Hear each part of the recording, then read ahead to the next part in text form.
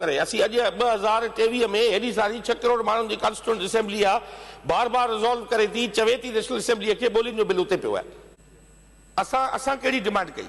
असांजी डिमांड छा आहे? असां चऊं था त पाकिस्तान फेडरेशन आहे, 1940 जी करारदाद ते ठही आहे, उनमें 4 सूबा आहिनि। इनिशियली 2 बिल आहिनि जेका सेनेट ऐं नेशनल असेंबली में जेके पेंडिंग बिल आहिनि उहे 2 आहिनि।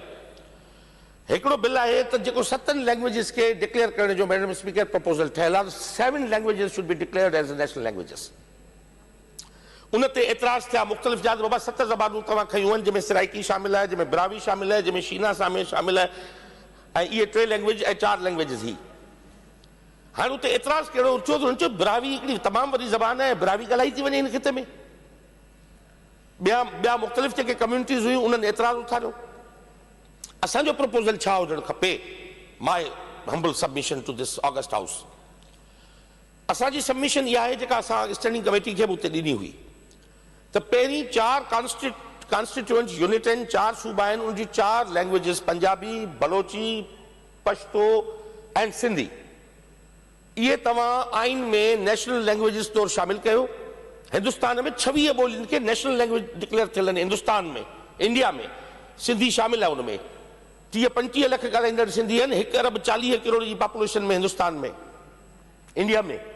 पर दे ऑनर्ड, उन्हनि ऑनर कयो आहे सिंधी लैंग्वेज खे 26 ॿोलियुनि में शामिल करे नेशनल लैंग्वेज डिक्लेयर कयो आहे। असां छा था चऊं त इनिशियली 4 कॉन्स्टिट्यूएंट यूनिट आहिनि जो 4 लैंग्वेजेस, इन्हनि खे तव्हां आइन में क़ौमी ॿोलियूं डिक्लेयर करे उनखे दर्जो ॾियो। बाक़ी जेके लैंग्वेजेस आहिनि ऐं उन्हनि खे बि राइट मिलणु खपे।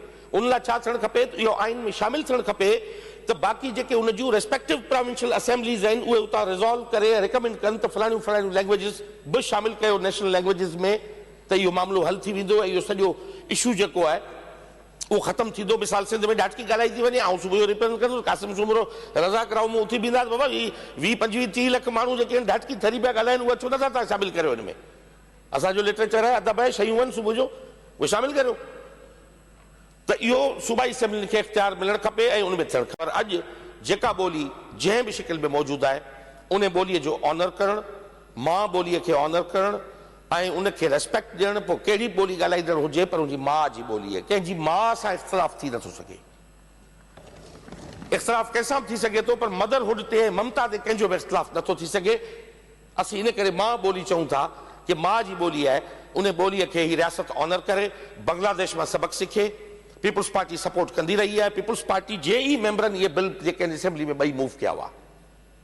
अॼु ॿियनि पार्टियुनि खे जेके बि हिते असांजा मौजूदु आहिनि, PTI जा बि दोस्त मौजूदु आहिनि हिते सिंध असेंबलीअ में, रुगो हिते तकरीर करे ऐं पाण पंहिंजो हक़ अदा नथा करे सघूं।